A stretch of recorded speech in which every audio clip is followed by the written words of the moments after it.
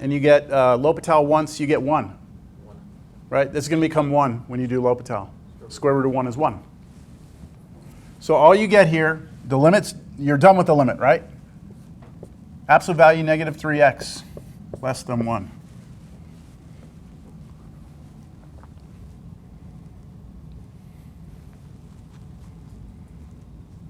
All of this goes to 1 when you take the limit. Now, in order to find the radius of convergence, right? The radius of convergence, I must have it look like this.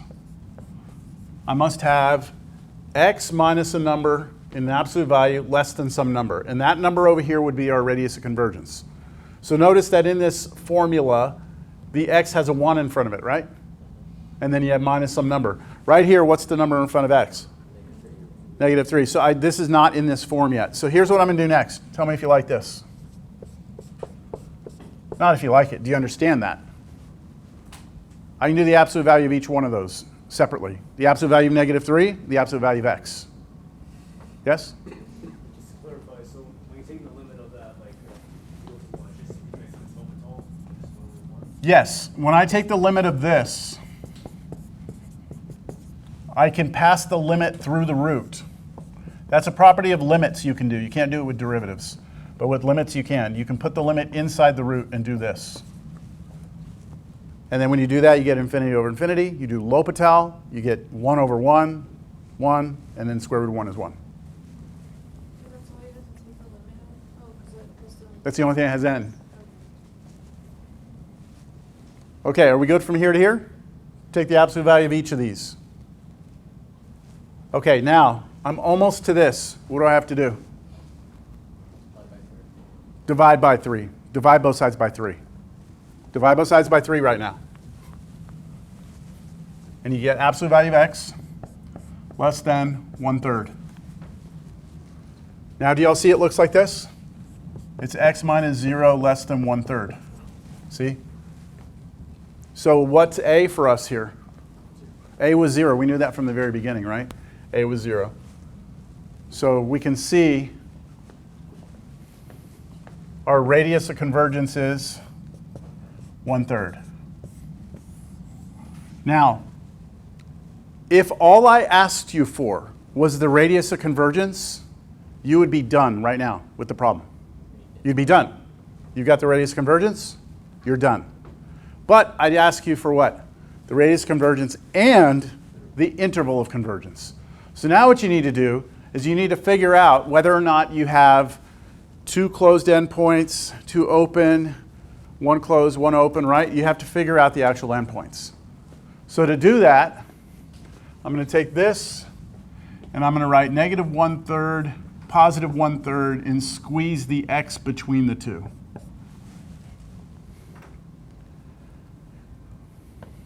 And that means I have to check what 2 endpoints? Negative 1/3 and positive 1/3.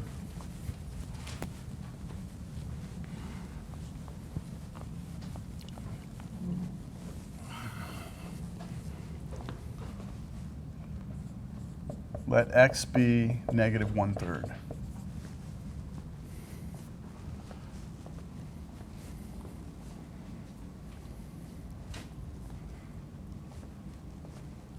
Okay.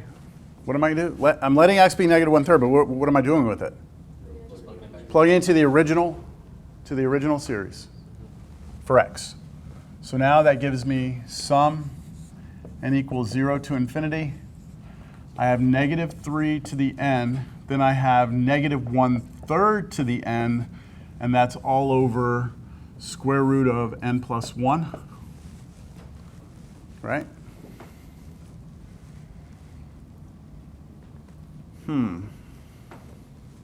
What does that numerator become? They're both raised to the n. So can I put them together? Negative 3 times negative 1/3. So it's just 1 to the n. Right? That's just 1 to the n. So 1.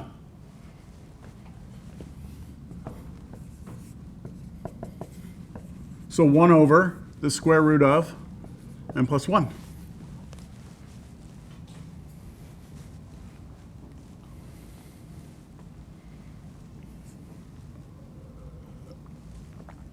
Does that converge or diverge? Or do you not know yet?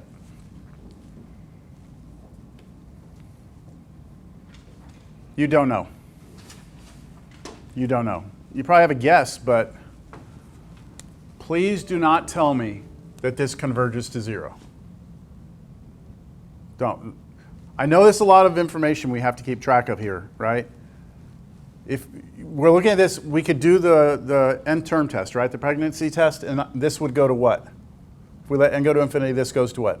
0, which means test fails. That tells you nothing. I want to know if this series converges. So now, what would you like to do? You want to do an integral test? Well, yeah, because I have those. You already did it? Yeah? You want to do integral test? We did it in class. We did that one in class? Oh, really? With the integral test? No, No, we didn't? Okay, so could you try the integral test? Absolutely. And if that's the way you went on the test, that's the way you go. You can try other tests too. So anyone want to try something other than integral? Not that I don't want to, but... Root test. Okay, so with the root test, you want to use the root test when you have something to the nth power. Then you bring in the root test because the root test takes the nth root of something. Can't use ratio. Why not? Because we're checking endpoints. Why do we check endpoints? Because the ratio test gives us a 1 at these endpoints. So you don't, whenever you're doing power series, right? The first thing you do is ratio test. If you come up with an interval and you have to check endpoints, never run the ratio test again because you're just going to basically fail. It's going to fail. This couldn't be a P-series, right? It's close to a p-series.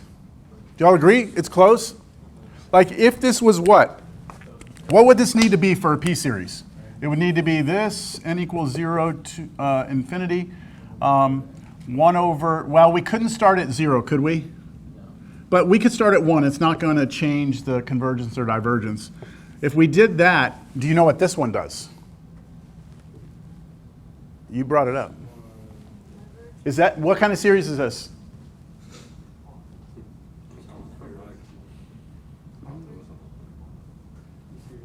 P-series. P being what? P being a half. This is 1 over n to the half power, isn't it? A p-series looks like 1 over n to the p. So what's p here? P is a half. And what is the p-series thing? If p is what, it does what? And that, what is it again? Less than 1, it diverges, right? It's less than 1. So this is divergent. But hey, that's not what we have, right? We don't have that. We have that plus 1 down here. So I heard someone say something. Someone say compare? We could compare it to this. Couldn't we compare it to this? Let's compare this series to this series. Does the original have to be bigger than the comparison? What do you mean bigger? Like, to find if it also diverges a comparison? What are you saying bigger? You mean the denominator bigger? No. No, just the whole thing. What do you mean?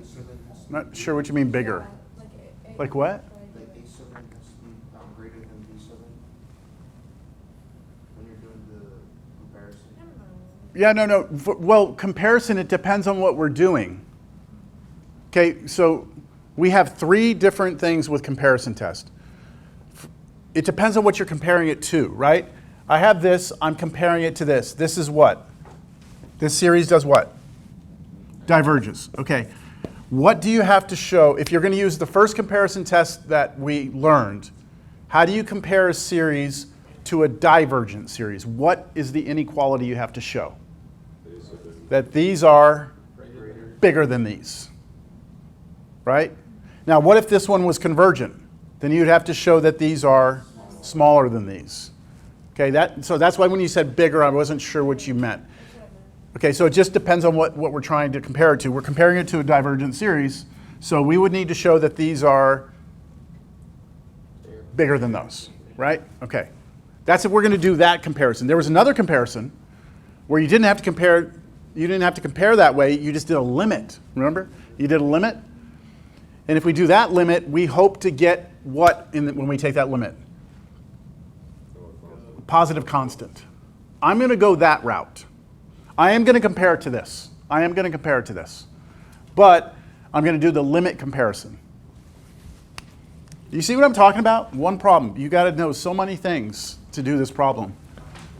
Yes? Does the fact that we change it to n equals 0? No, it doesn't, because what we could do is just compare it to, we could just change this to a 1. And does that change the convergence or divergence of this one? No. So if this one, if that one diverges, this one diverges, then putting an extra term in there doesn't change it. Good question. It doesn't matter.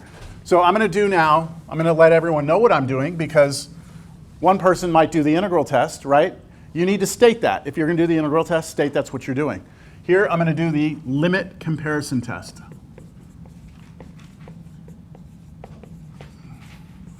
So I'm going to take the limit as n goes to infinity of, okay, oh, comparison test. Didn't both of these have to be positive? Yes. They are, thank goodness. Okay, they are positive, right? What do you put in this? It's on your sheets. Which one? This is our a sub n, the original. This is our b sub n, right? So we want to do the a sub n over b sub n? It actually turns out it doesn't matter. If you flip them, it doesn't change anything, but it changes your answer, but it doesn't change the end result. If you get a positive constant, it'll happen either way. Okay, so I do 1 over the square root of n plus 1 over 1 over root n. I take that limit. And can't I just flip up? Limit, n goes to infinity. When you flip this one like that, right? Root n goes on top, 1 on the bottom. And then can't you put these together into one root again? We did that earlier. And then you can move the limit inside, do L'Hopital, and you get 1. Is 1 a positive constant? Yes.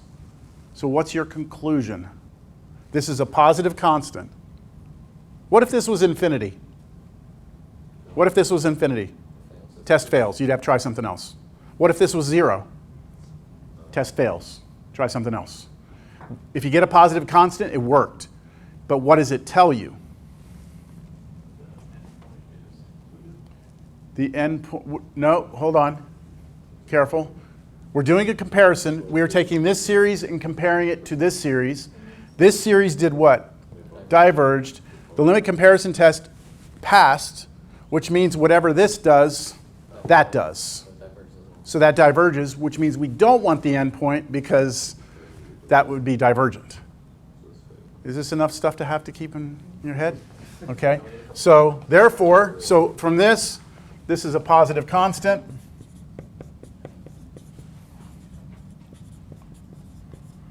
Therefore, what? The original series I'm comparing it to diverges.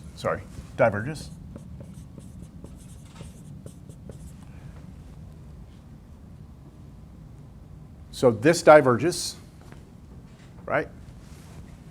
Notice I didn't put my limits on here, my start and end. We do get to a point where we're just like, look, you know what it goes to because I already wrote it down earlier. So now from that, I say what? Thus, x equals in minus 1/3 is not included, right? It is not included. Hey, come on, come back.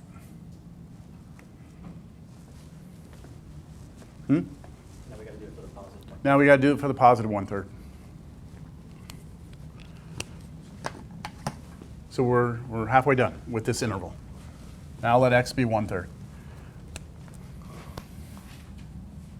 So something kind of interesting. Not interesting, but is it starting to become clear that as we're progressing through this calculus that, I mean, we're almost done with the semester, but are you starting to see just how much stuff you have to keep track of?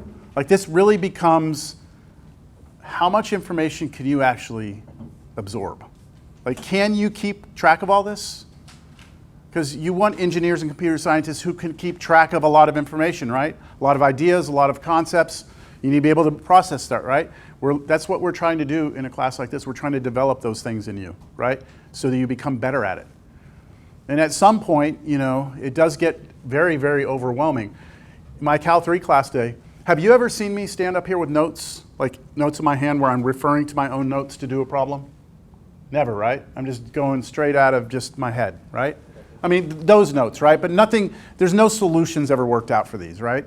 I'm not like double checking my answers, right? My Cal 3 class, this past week, the next couple of weeks, I have to use notes. Like, I can't keep track of it all. It's too much. So it's just a theme that just continues. This idea of keeping ideas together, it does become pretty overwhelming. And this is kind of your first glance at something that requires a lot of different ideas, right? It's supposed to be encouraging talk. Like, you want to get to this, you want to get to the point where you can process a lot of information, right? You don't want to be like constantly stuck. I mean, you don't want to be in a career where you're not good at this and that's what you have to do, you know? Okay, so now I need to check at 1/3. So I replace that with 1/3. Does that change anything? Pretty drastic change, actually. And well, just a little change, but it's a big change in terms of what I do. When I plug in 1/3 now, I don't get a 1 up there anymore, do I? I get a -1 to the n, and that doesn't go away. So this becomes sum n equals 0 to infinity. I get -1 to the n over square root of n plus 1. And then for that, I have to figure out what I'm going to do. Can I do a comparison? No. Comparison requires that you have positive sequences. That's not a positive sequence. So what could I try? Alternating series test. Alternating series test.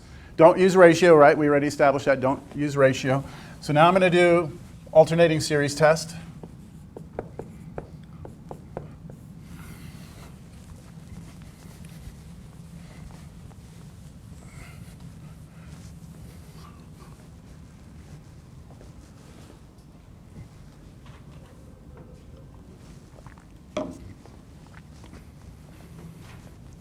Alternating series test. I'm actually going to do the test on this one. So for the alternating series test, what I have to do is I have to take this and I have to separate the part that alternates, the -1 to the n, from the part that stays positive all the time, which is this. Right? So we kind of peel off the positive part of the alternating sequence we have. And that piece right there is what I run the alternating series test on. And what are the two conditions that must be held for alternating series test? One, it's got to be this thing right here. I'm just going to write it. This must be decreasing.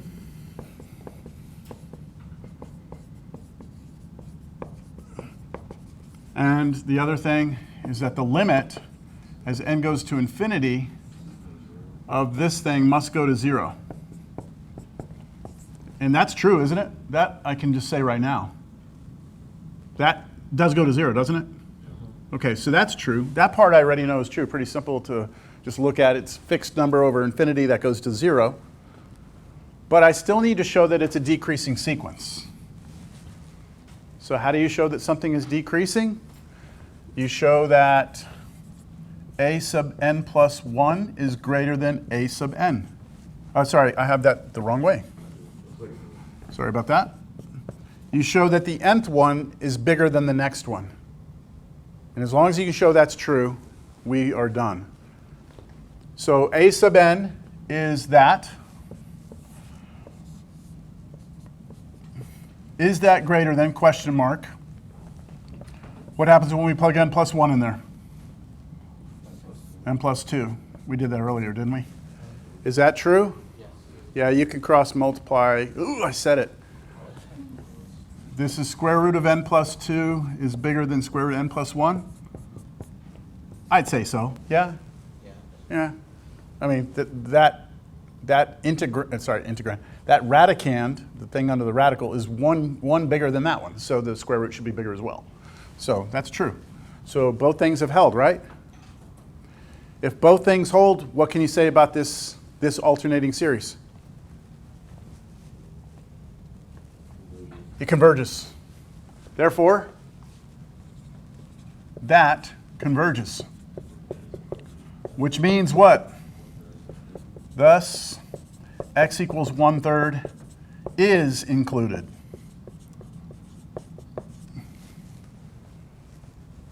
And that means our final answer to the problem is, what is, we said this was the original problem, right? We said the radius of convergence we got earlier was 1/3, right? Remember that?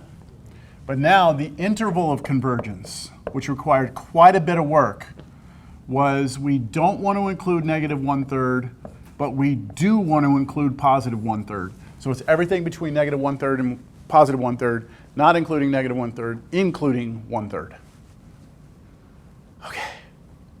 We have 15 minutes. Let's try and get one more done in the next 15 minutes.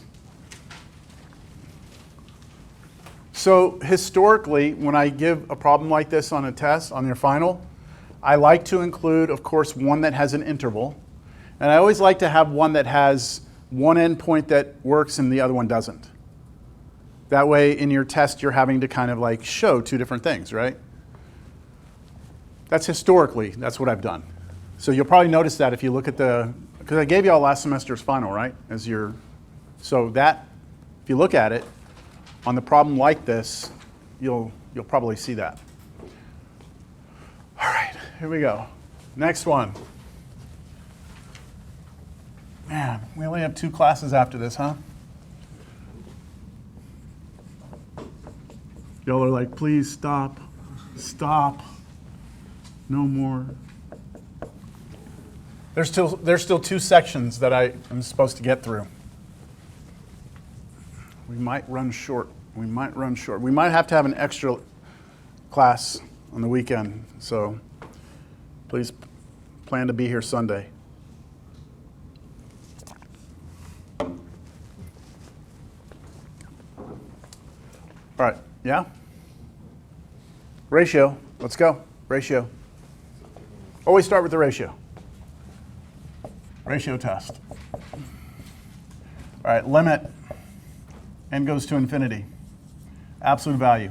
Okay, replace all your n's with n plus 1. Oh, by the way, what's a? Can y'all tell what a is? 2. Careful. Negative. -2. Y'all see it's -2? Because the formula is always x minus a. So if you see a plus there, it's minus minus. So a is -2. That'll be the central point. And then now the question is whether or not we have an interval or a radius or interval, the whole number line, or just that point. But I'm just pointing that out. All right, replace all your n's with n plus 1. n plus 1 out front. X plus 2 to the n times x plus 2. All over 3 to the n times 3 squared. I feel like I probably went too fast there, but I'll clarify in a second. 3 to the n times 3 over n times x plus 2 to the n less than 1. That's what I need. Are y'all okay with this? N plus 1. That's that, n plus 1. Boom. Okay, replace that with n plus 1, and then it would be this to the n and then this to the 1, right? Right or no? Yes. Yes? Okay, now this one is the one that's a little tricky. If I plug n plus 1 in right there, this all becomes what? N plus 2. So I break it up as 3 to the n times 3 to the 2. That's 3 to the n plus 2.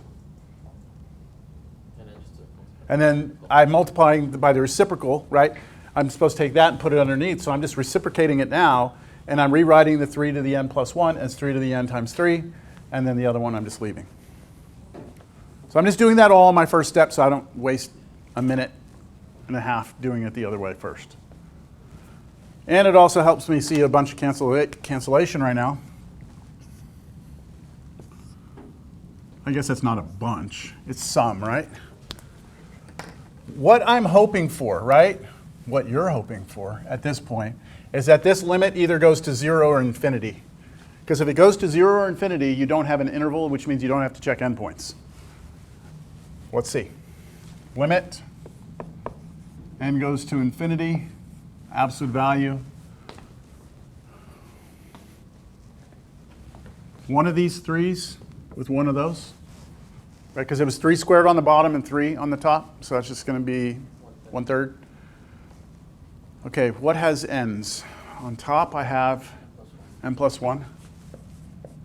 On the bottom I have 3n. Shit. And then my x plus 2. Y'all know what I said, shit?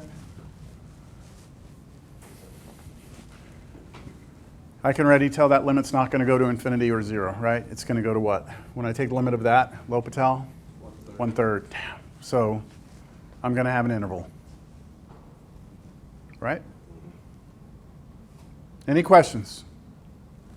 Okay, this goes to 1/3 using L'Hopital. 1/3 absolute value x plus 2, absolute value less than 1. Okay, I'm going to try and get the radius of convergence now. To do that, I need to try and make this look like that. So I just need to get rid of that 1/3. And this, when I take the absolute value, I can do the absolute value of each one of these separately. The absolute value of a third is a third. Absolute value of x plus 2 is absolute value of x plus 2. Now multiply both sides by 3, and I get x plus 2 less than 3. Okay, I can answer the first part of this question. What's the radius of convergence? 3. So if you're thinking about this visually, what was our central point? -2, right? That was our A. And then we go 3 this way and 3 that way, right? And then we're going to have to check those endpoints. But the way I can get that from here is to put the -3 in the 3 and squeeze in between it what? X plus 2, not just x, right? Everything here gets squeezed between -3 and 3. And now finally, to get x in between by itself, we subtract 2 from everything. So subtract 2 here, subtract 2 here, subtract 2 here. Subtract 2 there, you get -5, less than x, less than, subtract 2 there, you get 1. So that means if I were to start from the central point and go 3 to the right, 1, 2, 3, I would be at 1. If I go 3 this way, 1, 2, 3, I'd be at -5, right? I know it's everything here, including that one, everything here. I don't know about these endpoints. I don't know.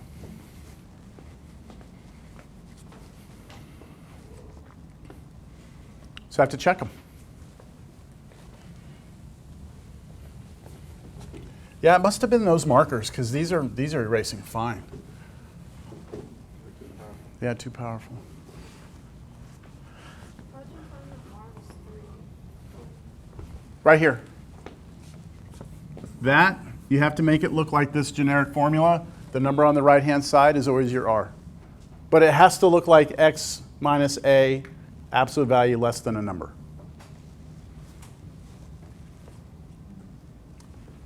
All right, let's check -5 first.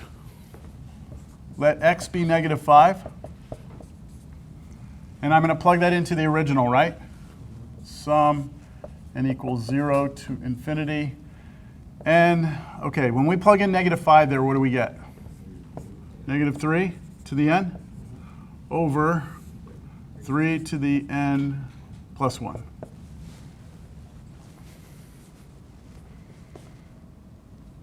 Hey, wait a minute. It alternates, but hold on. I've got a 3 to the n plus 1 on the bottom, don't I? Look. Yeah, separate. Let me just rewrite this first. Let me do 3 and then, I'm sorry, not 3, n, and then -3 to the n. On the bottom, let me go 3 to the n times 3. That fair? And since the -3 is to the n and the 3 is to the n on the bottom, right? I can put these two together, and that would become what to the n? -1 to the n, right? -1 to the n. Sum n equals 0 to infinity. And then you have this n right here. Don't forget that n, right? N. Then you have -1 to the n, and then all of this over 3, right?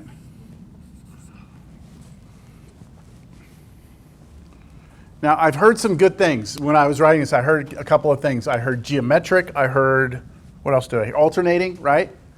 And That's good, you're starting to think that way, right? But don't forget the first test. Don't just start swinging away with other tests. Always take your time. The pregnancy test. Let n go to infinity. What happens? What happens right there? That goes to infinity, right? And what does that do to it? Alternates. Just going to make it, so this is getting huge, right? N over 3 is getting huge. It just keeps switching positive and negative. What does the n-term test tell us? If we look at this, and we take the limit as n goes to infinity, if we get anything other than 0, the series diverges. And so when I take the limit of that, I'm getting something other than 0, right? So I'm going to run the nth term. I'm going to take the limit as n goes to infinity of n times negative 1 to the n over 3. And that is going to something, right, that is not 0. Thus, therefore, that diverges, which means we do not want this in our answer.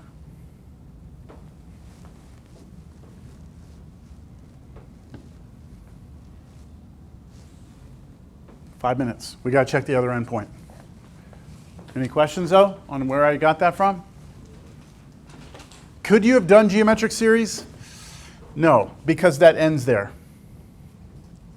Geometric, it has to be just, a r to the n minus 1. So that n throws things off. That's why you couldn't do geometric. Alternating series, you could have, but the problem with the alternating series is that the alternating series test would fail. And when it fails, it doesn't tell you that it diverges. So you wouldn't be able to draw a conclusion. So the n-term test here. Okay, let's let x be the other endpoint, 1. Okay, sum n equals 0 to infinity. Oh, this one I think is going to be even better, right? Because this is just 3 to the n. Over on the bottom, can I just do 3 to the n times 3 again? Yeah, all you're left with is n over 3. So I just rewrote this. I replaced that with 1. That became 3 to the n. And I split the bottom up so that I can cancel the 3 to the n's.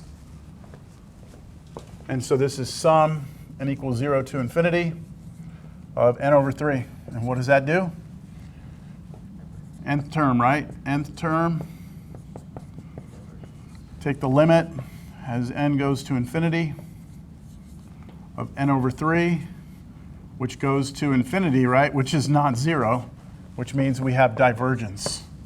It's a divergent series, which means I do not include 1 either. So I don't include either endpoint in my final answer.